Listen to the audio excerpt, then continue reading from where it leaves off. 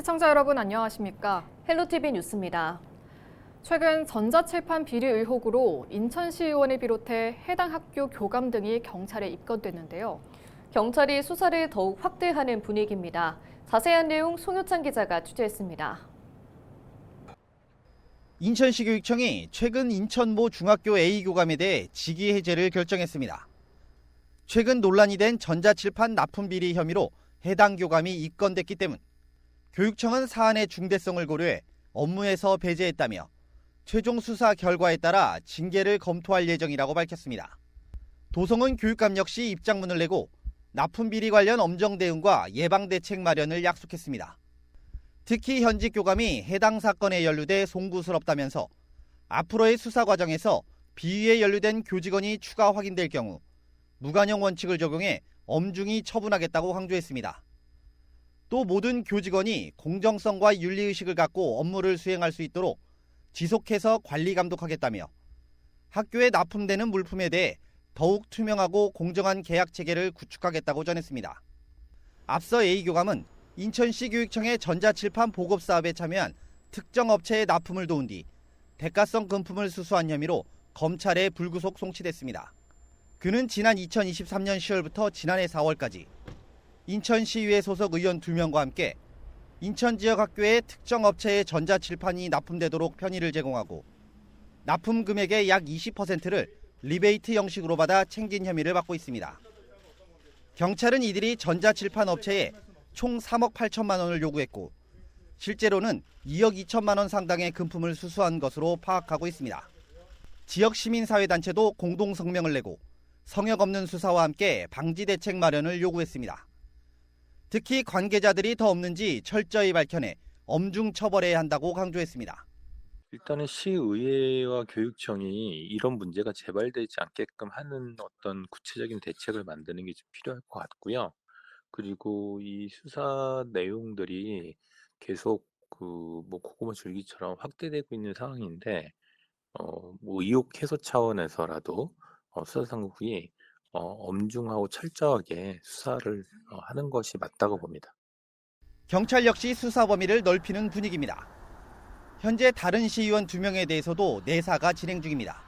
공공예산을 사익 추구 도구로 전락시킨 지금 전자칠판뿐만 아니라 학교 현장에 또 다른 납품 비리는 없는지 면밀히 살펴볼 필요성까지 제기되고 있습니다.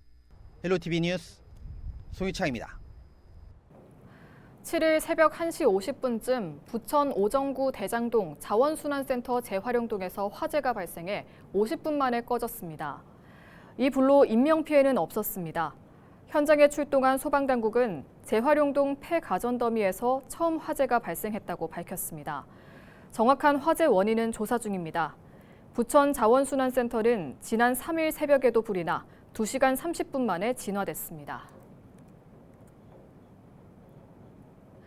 부천시가 대통령 탄핵 심판 선고 이후 지역안전특별대책 상황실 운영에 돌입했습니다.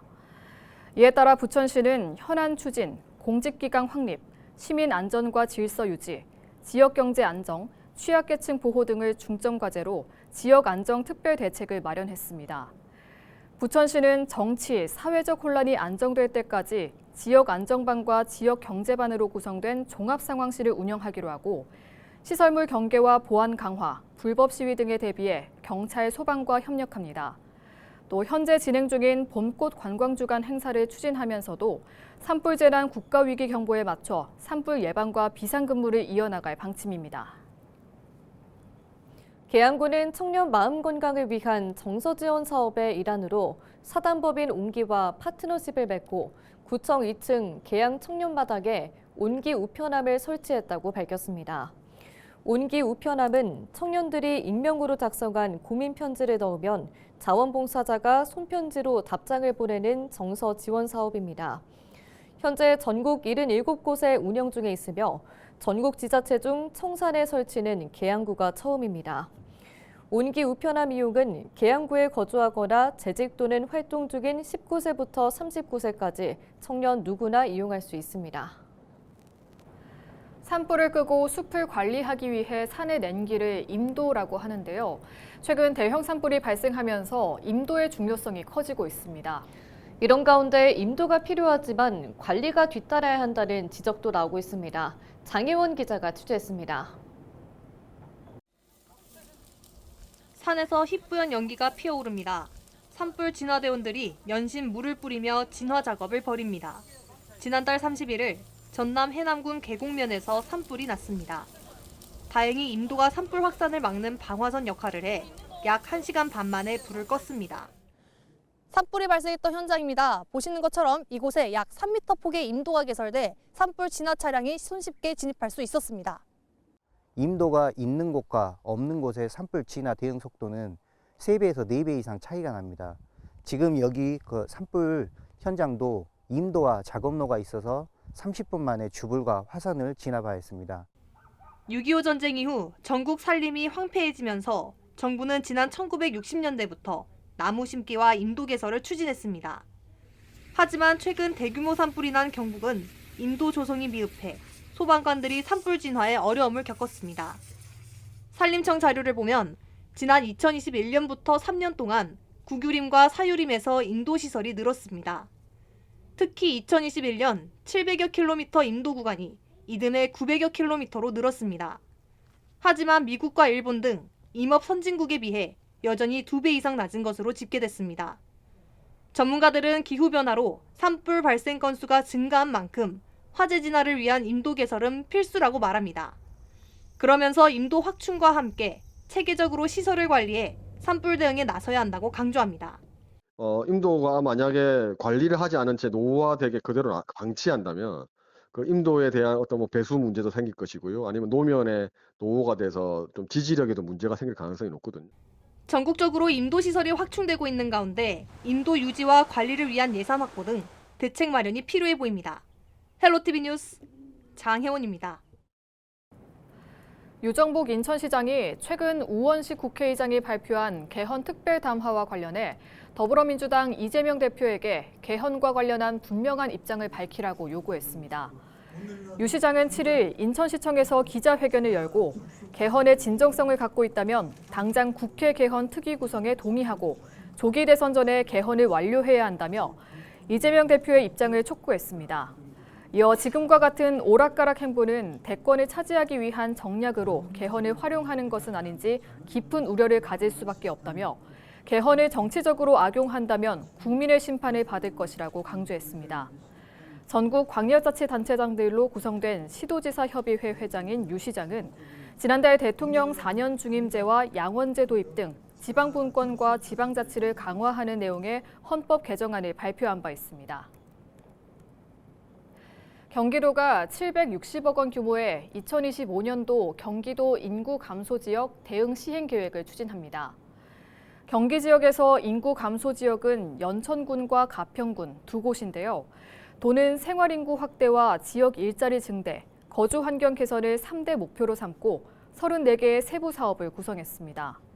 주요 사업을 살펴보면 우선 연천군의 경원선 폐선을 활용해 복합 휴게 공간을 설치하는 등 거점형 관광 자원을 조성할 계획인데요. 기회발전 특구 지정을 통해 기업 유치는 물론 일자리 창출도 추진할 방침입니다. 이뿐 아니라 낙후된 도로와 생활 인프라를 개선하고 국공립 어린이집을 지속 확충할 예정인데요. 도는 이번 시행 계획을 체계적으로 추진하는 한편 지방소멸 대응기금 추가 확보에 주력할 방침입니다.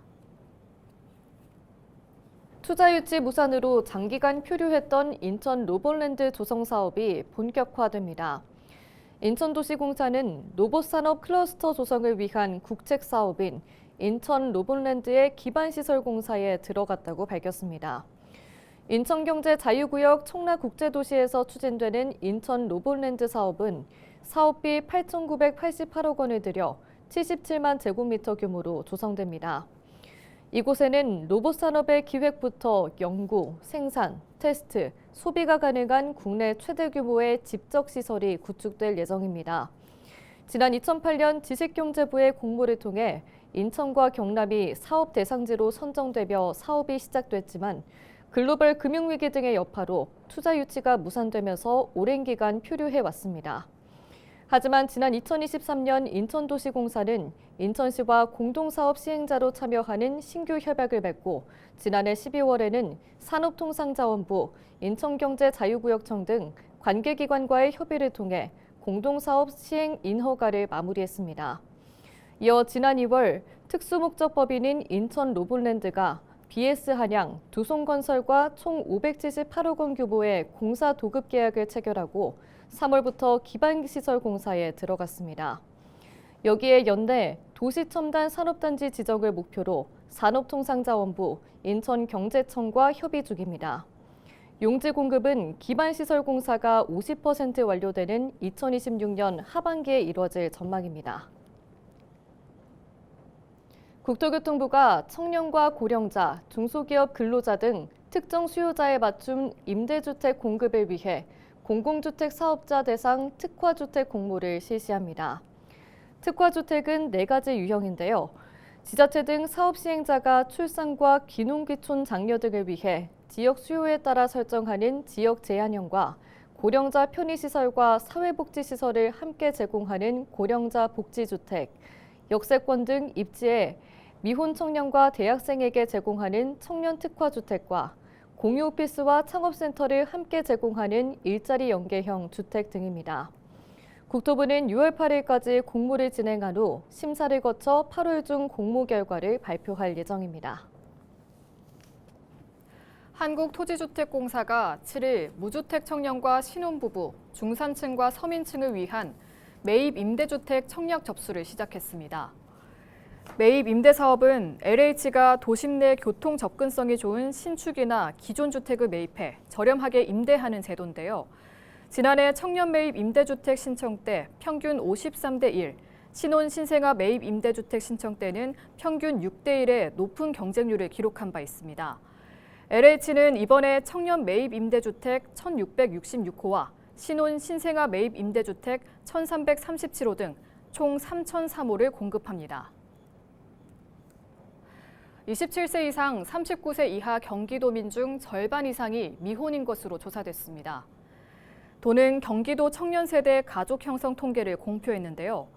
2022년 기준 27세 이상 39세 이하의 경기도민은 233만 6천 명으로 이 중 56.7%가 미혼인 것으로 나타났습니다. 성별로는 남성의 미혼율이 64.5%로 여성보다 높았는데요. 30세 미혼율은 2015년 61.6%에서 2022년 76.1%로 7년 만에 14.5%포인트 급증했습니다. 도는 이번 통계를 바탕으로 지역별 인구정책 수립을 지원할 계획입니다. 김동연 경기도지사가 헌법재판소의 대통령 탄핵 인용 결정 직후 전 세계 주요 인사들에게 변함없는 협력 의지를 담은 서한을 발송했습니다. 서한은 행 스위킷 싱가포르 부총리 등 해외 정상과 주한 대사, 국제기구 수장 등 전 세계 49개국 100여 명의 인사들에게 전달됐는데요. 김 지사는 서한을 통해 이번 탄핵 인용이 한국의 민주주의 가치를 더욱 공고히 하고 새로운 비전을 향해 나아갈 계기가 될 것이라고 강조했습니다.